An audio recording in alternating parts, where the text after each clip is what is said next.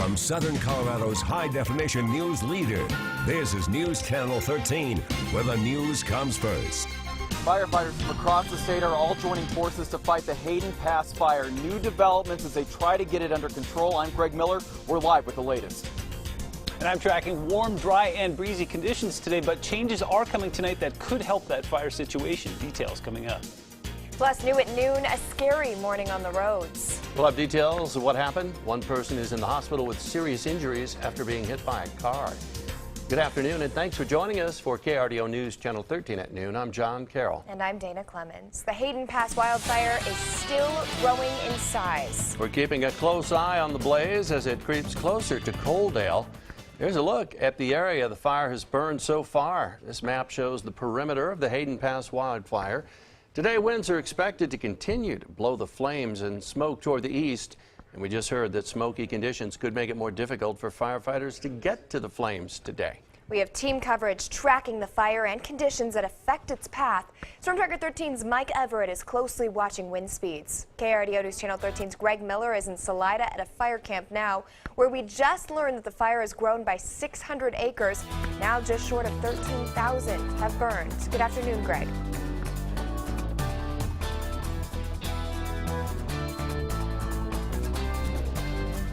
John and Dana, good afternoon. They do think that's a little bit of progress, especially when you consider the initial blow up over the weekend of the size of that fire. And as Dana, you just said a second ago, this is the fire camp where so many firefighters are basically trying to come together. They will set up here to kind of rest, recover, get more resources, and then go out and fight that. And the crews here said that they are extremely grateful for all of that additional support. No structures or additional evacuations have been ordered, and no firefighters so far have been injured. That is the good news from today's briefing, but the bad news, weather is not going to be helpful. Very hot, very dry, and very, very windy. Just within the last couple of hours, the winds really picked up. The fire spokesman late this morning told us that these conditions are only going to make things worse. We do not anticipate this fire to be over quickly. This will be a long-term fire, especially in the wilderness area. Hopefully we'll have some solid fire containment lines closer to Coaldale in the coming days.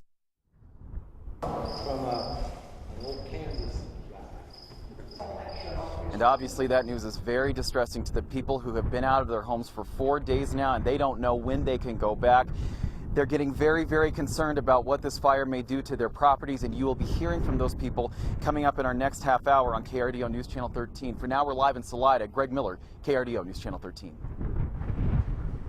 Well, we want to get an idea. We can hear the wind in Greg's live shot, so Absolutely. That's not good. And you can see all the sun and how dry it is behind him. Those weather conditions making it harder for firefighters to do their job and easier for that fire to spread. Storm Tracker 13's Mike Everett is in for Abby Aconi tracking that wildfire danger. Good afternoon, Dana. Indeed, we are seeing the effects of that. As a matter of fact, right now, here's our exclusive Vero wireless camera over Pueblo, and you're starting to see that haze really build. Again, you should be able to see the mountains there, and we most definitely cannot. The reason why is we're seeing those winds blowing from the west and picking up, as Greg had mentioned. I'll show you how that works in a moment, but it's also hot, like Greg had mentioned. Already 84 degrees in the Springs, 86 in Pueblo, 84 is your number in Canyon City, 60s and 70s and 80s up high, and some temperatures getting warm out into the plains. La Junta, I've got you pegged to get to 100 degrees today, so we are warm and just getting warmer. Now, let's get to the winds. There's a couple really interesting things going on here. In Salida, 23 miles an hour. That is actually very close to where that fire is burning right now, so those gusts really picking up and blowing in the direction from the southwest, which is not what we want to see. 7 miles an hour in Canyon City right now, and then along the Front Range, seeing those winds start to switch and move southward, or actually northward from the south. And what that will do is increase the haze in the Springs. We got a bit of a break there yesterday, but it looks start to pick up a little bit later this afternoon. Live HD Doppler radar looking clean and clear. We're picking up a little bit of the smoke on the returns there, but for the most part, we are shower free. Now, as we go into the evening hours, again, we will continue to heat up. I've got Colorado Springs going to 90 today. I've got Pueblo getting into the upper 90s today, almost to 100 degrees. No showers in the forecast, but a front that is moving through a little bit later this evening will cool temperatures off and return rain chances to our forecast starting tomorrow, and that could be some good news for the firefighting effort. We'll talk about that in more detail coming up in my full forecast. John and Dana, back to you. Thanks, Mike. Those living near the Hayden Pass fire are invited to a community meeting tonight. Looking ahead, the meeting will be held at the Cotopaxi School in the gym. Anyone who goes is welcome to ask questions and get more information about the fire. The doors open this evening at 6:30 and the meeting starts at 7 o'clock. We have a little bit of good news about the fire burning on the mountain post. A Fort Carson spokesperson says it is now 40% contained and has stayed at 720 acres.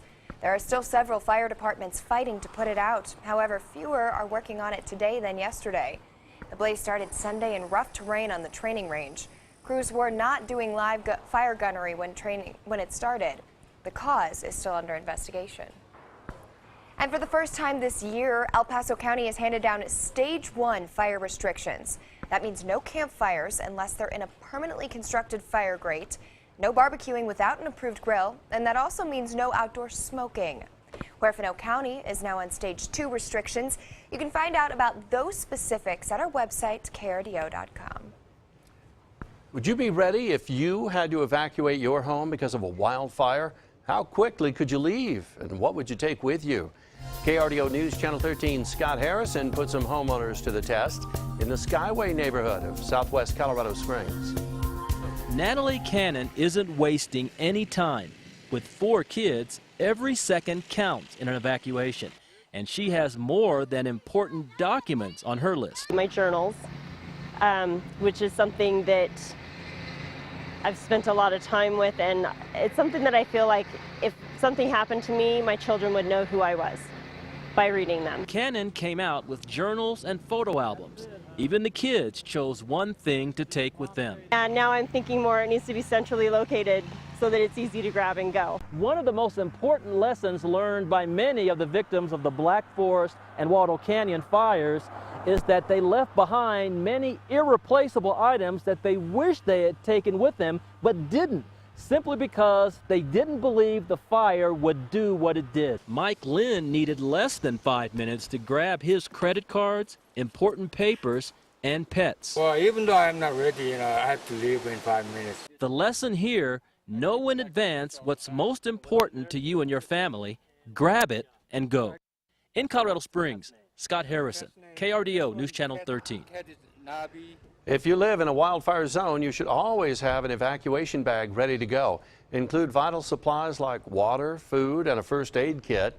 And then, in a waterproof container, keep important documents like your driver's license, the deed to your house, medical records, passports, and social security cards. We're monitoring all of the wildfires currently burning in Colorado. You can find the very latest information on evacuations, the size of the fires, and much more on our website, krdo.com. You can also track the windy conditions with our Storm Tracker 13 weather app. You can find the latest wind speeds and fire danger in your area. Download it for free from the App Store or Google Play. In other local news, one man is hurt after getting hit by a car. It happened around 6:30 this morning. The man was riding his bike in the area of South Circle on the Hancock Expressway. Police say the cyclist has serious injuries and was taken to the hospital. Investigators don't think any drugs, alcohol, or reckless driving were involved. Briefly this morning, one northbound lane of Circle was closed while the major accident unit investigated. The lanes are now back open. Several victims of the Aurora Theater shooting who lost a lawsuit against movie theater owner Cinemark say the company is now trying to overcharge them for legal costs. Earlier this year, a jury ruled against a group of 27 victims and their families who filed a civil suit against Cinemark. The theater chain was found not liable for the mass shooting in 2012 at the Aurora Century 16 Theater. Cinemark asked that the plaintiffs pay nearly $700,000 in costs associated with the trial. The victims say that's unfair, according to the Denver Post. A judge will ultimately rule on the costs, and the victims can appeal that decision. A woman is recovering from serious injuries this morning after an apparent sexual assault in Colorado Springs. It happened in the 300 block of Cheyenne Boulevard, that's south of downtown. Authorities say the woman reported an unknown man who crawled through her window and then physically and sexually assaulted her. Gary Powell was arrested at his home.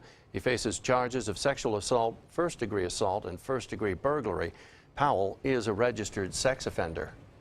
One man is under arrest for the December death of a developmentally disabled victim who choked on their food. John Ledbetter is charged with criminally negligent homicide of an at-risk person. Colorado Springs police recently arrested him. The state agency that oversees at-home care informed police after they found out that Ledbetter had violated the victim's care plan. 3 people are under arrest accused of stealing a car in Pueblo. It happened Monday in the 900 block of Catalpa Street. A man was shot when he went to meet a woman. And then police say 3 men shot him through the driver's side window. Ricardo Suazo is the accused shooter. He faces charges of first-degree assault and robbery. Ricardo Gomez was arrested for a restraining order, and Joshua Woodall was arrested on possession of meth. A former surgical tech at Swedish Medical Center in Englewood has pleaded guilty to federal charges. Rocky Allen is accused of stealing painkillers and possibly exposing surgical patients to HIV and hepatitis. Allen pleaded guilty to stealing fentanyl from syringes during surgery. Nearly 3,000 patients were then asked to get tested for HIV and hepatitis. We know that some patients confirm they have hepatitis C. Allen recently tested positive for HIV. First, there was Brexit. Now, David Cameron is making his exit. Coming up, the latest on Britain's change of leadership. And for months, we've been hearing about the Takata airbag recall, but many owners appear to be ignoring it. We'll look at the risks. And there's lots of damage, but amazingly no injuries after powerful storms struck parts of Florida. And winds are picking up in the high country right now, 23 miles an hour from the southwest in Salida. Not good news for the firefighting effort. I'll pinpoint exactly what that means coming up in my full forecast when we come back.